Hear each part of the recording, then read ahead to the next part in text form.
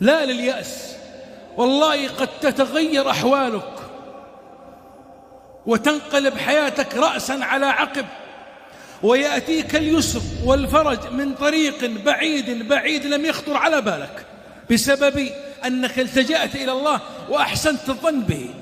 إياك أن تيأس، إياك أن تسيء الظن بالله. من هذه اللحظة، من هذه الليلة، أيقن أن الله لن يخيبك، وأيقن أن الله جل جلاله سبحانه وتعالى يعلم معاناتك، وأنه لن يخيبك، وأن لك فتحا قريبا، وأن لك فرجا قريبا. لكن اصبر، والله يعلم وأنتم لا تعلمون. يمكن ما أنت فيه الآن هو خيرة الله لك، وخيرة الله لك خير من خيرتك لنفسك. والله سبحانه وتعالى يرتب الفرج متى شاء في الوقت الذي يشاء، والله يعلم سركم وعلانيتكم سبحانه وتعالى. ما ظنك